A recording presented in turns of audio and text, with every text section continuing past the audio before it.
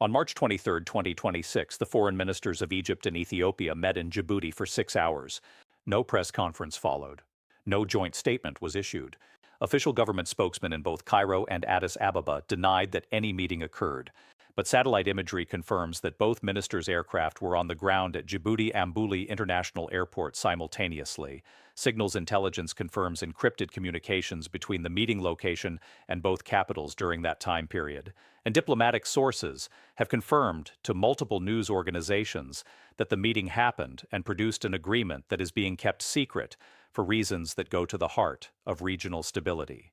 What was discussed in that room has the potential to prevent a war that would kill millions, displace tens of millions more, destabilize the entire Horn of Africa and Nile basin, draw in regional powers from Saudi Arabia to Turkey, and create refugee flows that would dwarf the Syrian crisis.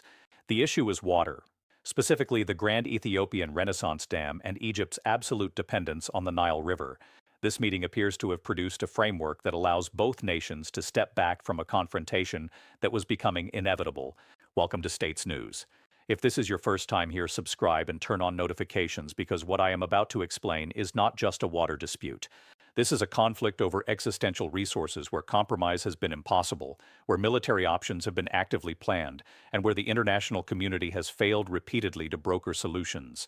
We are going to examine why the Nile River creates conditions for conflict that few other resources match, what the Grand Ethiopian Renaissance Dam means for Egyptian water security, why previous negotiations failed, what appears to have changed to make this secret agreement possible, and what the regional and global consequences are if this framework holds or if it collapses.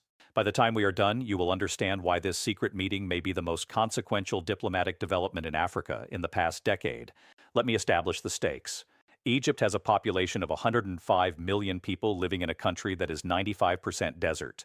The Nile River provides 97% of Egypt's water. That is not an approximation. Egyptian agriculture, which employs 25% of the workforce and provides food security for the population, depends almost entirely on Nile water delivered through irrigation systems that were developed over thousands of years. Egyptian industry depends on Nile water for cooling, processing, and manufacturing. Egyptian cities depend on Nile water for drinking, sanitation, and basic services.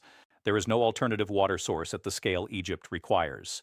Desalination can supplement coastal cities but cannot replace the Nile.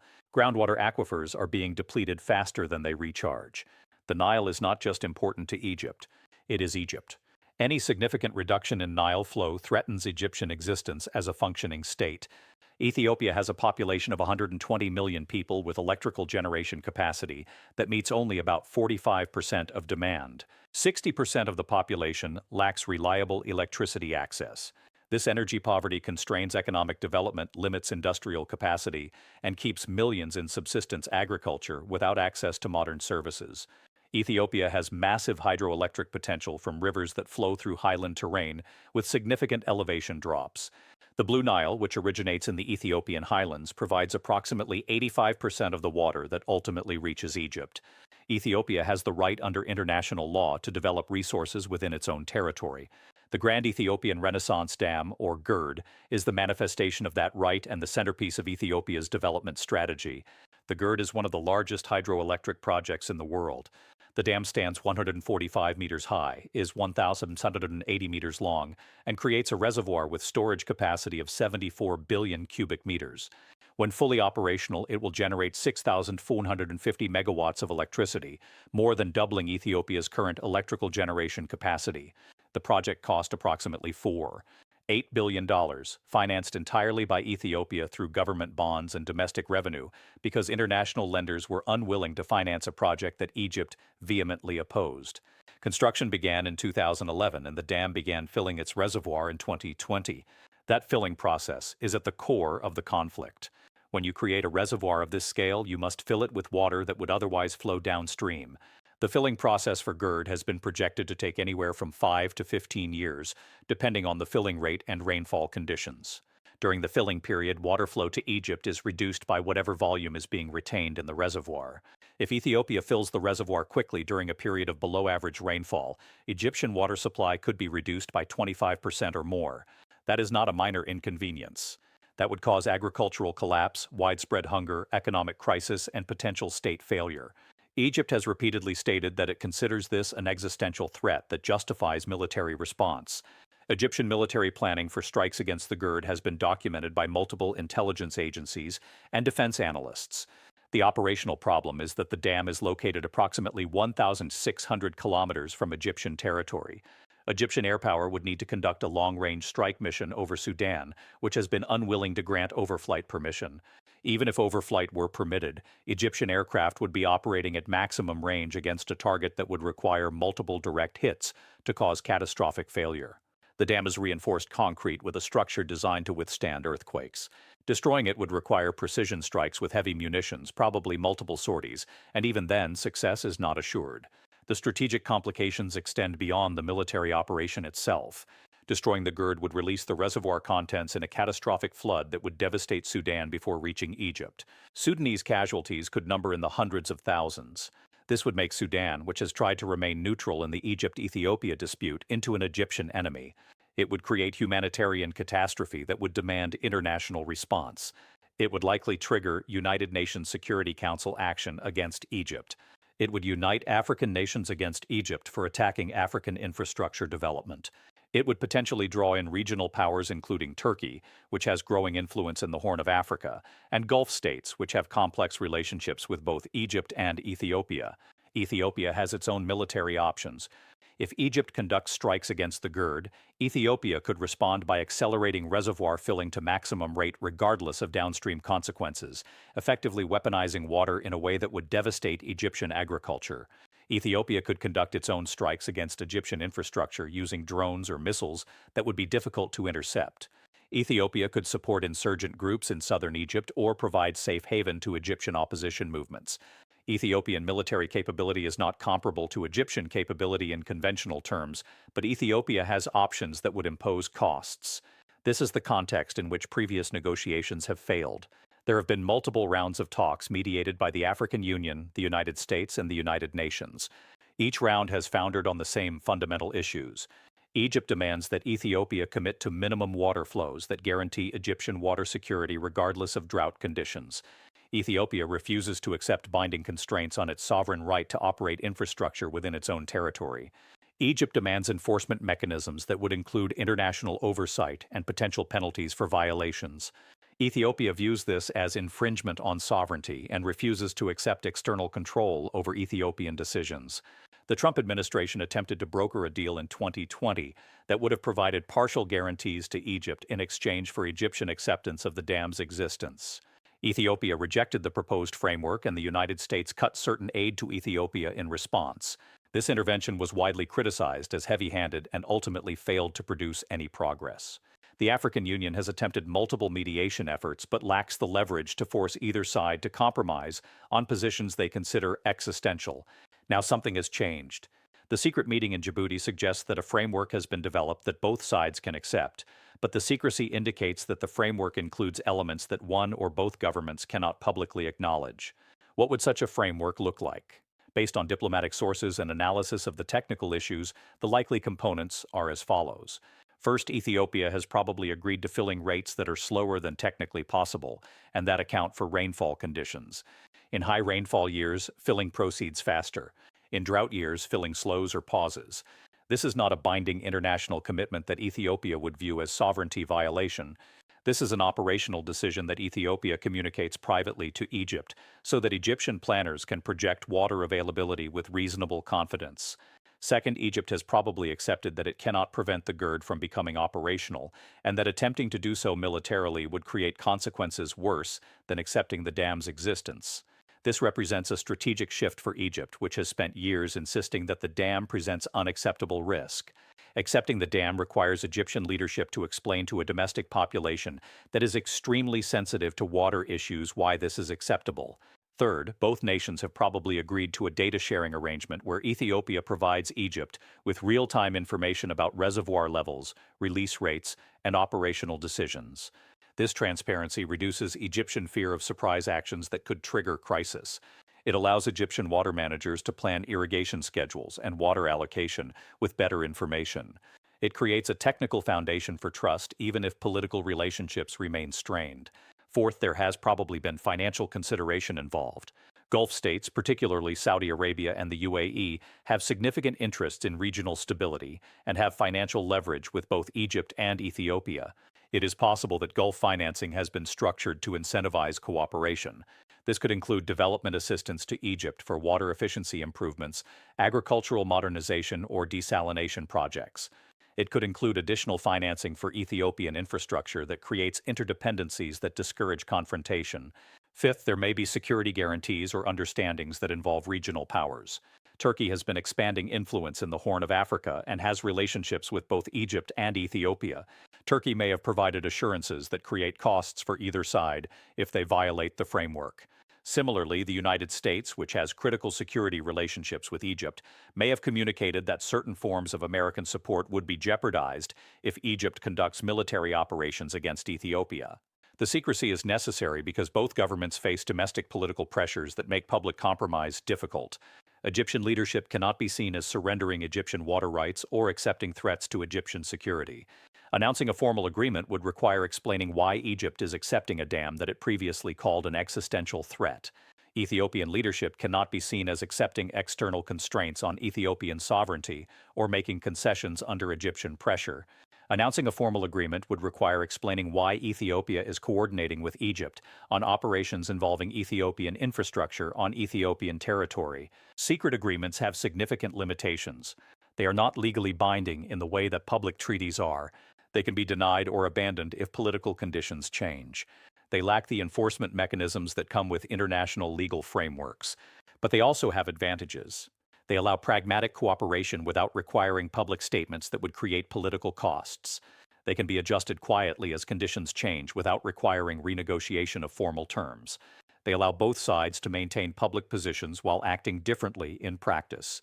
The regional consequences if this framework holds are enormous. War between Egypt and Ethiopia would destabilize the entire Nile basin.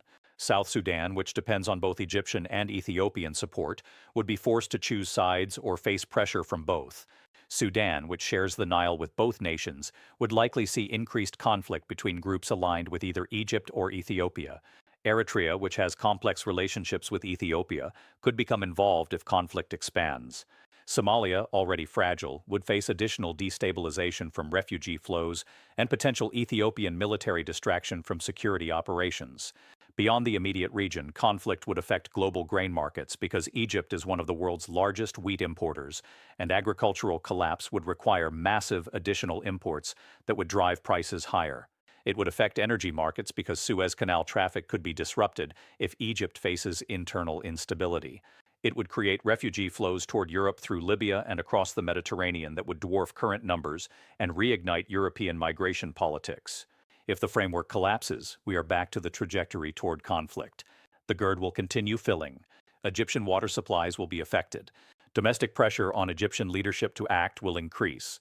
The window for military action will narrow as the reservoir fills and the dam becomes operational. The probability of war increases significantly if this diplomatic channel fails. China is watching this situation with interest because it has its own water disputes with India, Vietnam, and other nations downstream of Chinese dams on the Mekong and Brahmaputra rivers. How Egypt and Ethiopia resolve their dispute or fail to resolve it creates precedents for how other nations with similar conflicts might proceed.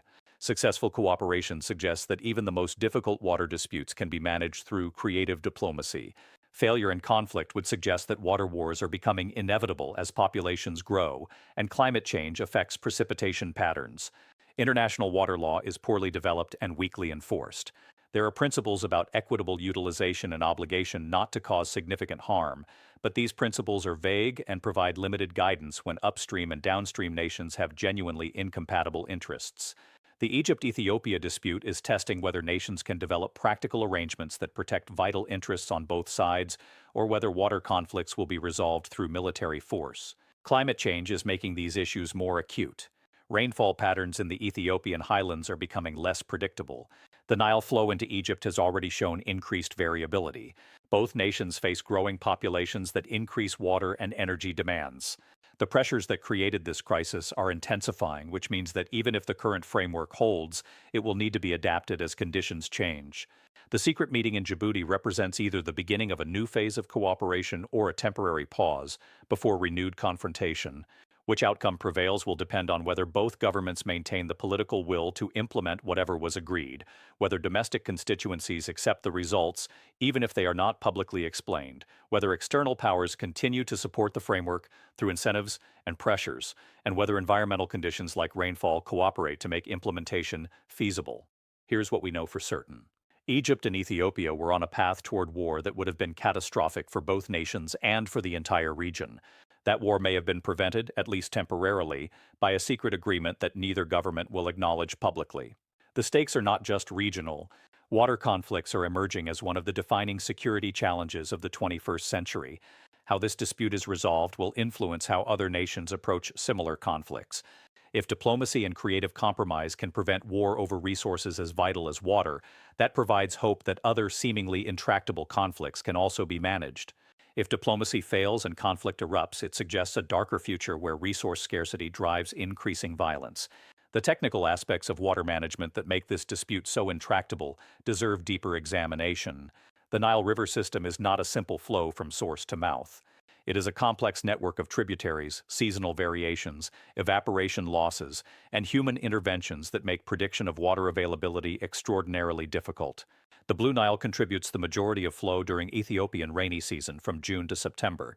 The White Nile, flowing from Uganda and South Sudan, provides more consistent but lower volume throughout the year. Egypt has built its agricultural calendar around these seasonal patterns for thousands of years. When Ethiopia fills the GERD reservoir, it changes these patterns in ways that Egyptian planners cannot fully predict without data sharing from Ethiopia. If filling occurs during high rainfall years, the impact on downstream flow might be minimal. If filling occurs during drought years, the impact could be catastrophic. Egyptian planners need certainty about water availability months in advance to make agricultural decisions about which crops to plant, how much land to irrigate, and how to allocate water between agricultural and urban uses. Without that certainty, Egyptian food security faces risks that could trigger political and social instability. The climate change dimension adds additional uncertainty that makes long-term planning even more difficult. Rainfall patterns in the Ethiopian highlands are already showing increased variability, with more intense rainy seasons followed by longer dry periods. This variability makes predictions about average water flow less reliable because extremes become more common. Both Egypt and Ethiopia need water storage capacity to manage this variability, which is precisely why Ethiopia built the GERD. But this creates the paradox where the infrastructure needed to adapt to climate change is the same infrastructure that creates conflict between nations with competing needs. The international legal framework that should govern this dispute is incomplete and inadequate. The 1997 United Nations Watercourses Convention establishes principles of equitable utilization and obligation not to cause significant harm, but these principles are vague and provide limited guidance for specific allocation decisions. Egypt and Ethiopia are both signatories to various international agreements, but none provides clear resolution mechanisms for disputes of this magnitude. International courts can adjudicate disputes only if both parties consent to jurisdiction, and neither Egypt nor Ethiopia has shown willingness to submit this dispute to binding international arbitration. This legal vacuum means that disputes must be resolved through negotiation, which requires both parties to compromise on positions they have defined as non-negotiable. Egypt cannot compromise on water security without risking agricultural collapse. Ethiopia cannot compromise on sovereign right to develop resources without abandoning economic development strategy. The only resolution that protects both positions requires creative arrangements that address core needs without requiring either side to abandon stated principles. The role of external actors in facilitating or hindering resolution deserves scrutiny. The United States has significant leverage with both nations through military assistance to Egypt and development assistance to Ethiopia, but American attempts to use that leverage have been heavy-handed and ultimately unsuccessful. The Trump administration cut aid to Ethiopia in response to Ethiopian rejection of American brokered agreement, which poisoned relationships without producing the desired outcome. The Biden administration has been more circumspect but has not achieved breakthrough. China has growing influence in Ethiopia through Belt and Road investments, and in Egypt through infrastructure projects including potential involvement in Nile Basin water management schemes. Chinese interest is primarily commercial rather than strategic, but Chinese willingness to finance projects that Western lenders reject gives China influence that could be leveraged for diplomatic purposes. Whether China has interest in playing mediator role is unclear, but Chinese involvement in the secret meeting framework is possible. The African Union has attempted to position itself as primary mediator, but faces limitations in leverage and technical capacity. The AU can provide neutral venue for discussions and can apply peer pressure from other African nations, but it cannot compel either Egypt or Ethiopia to accept outcomes they find unacceptable. The AU-led mediation process has produced multiple rounds of talks without tangible progress, until the secret Djibouti meeting, which suggests that AU involvement may have been more successful when conducted outside public scrutiny. Djibouti's role as meeting location is significant beyond its geographic convenience. Djibouti maintains relationships with both Egypt and Ethiopia while being small enough that it does not threaten either. Djibouti hosts American, Chinese, and French military bases, giving it access to diplomatic channels with major powers. Djibouti has its own water security concerns and understands the technical and political complexities of transboundary water disputes. Using Djibouti as neutral ground allows both Egypt and Ethiopia to conduct negotiations without appearing to travel to the other's territory, which would be politically sensitive in both countries. The economic development dimensions of this dispute extend beyond the immediate question of water and electricity. Egypt has growing population that requires economic growth to provide employment and maintain political stability. Ethiopian economic development depends on reliable electricity supply that manufacturing and services require. Both nations need economic expansion to avoid social and political instability that would create refugee flows, increase terrorism risks, and destabilize the wider region. Resolving the water dispute in ways that allow both nations to pursue development serves broader regional stability interests that extend beyond Egyptian and Ethiopian borders. The humanitarian crisis potential if this dispute escalates to military conflict cannot be overstated. War between Egypt and Ethiopia would immediately affect Sudan, where Nile waters would either be weaponized through flooding if GERD were destroyed or reduced if Ethiopia accelerated filling. Sudanese casualties from either scenario could reach hundreds of thousands. End of script.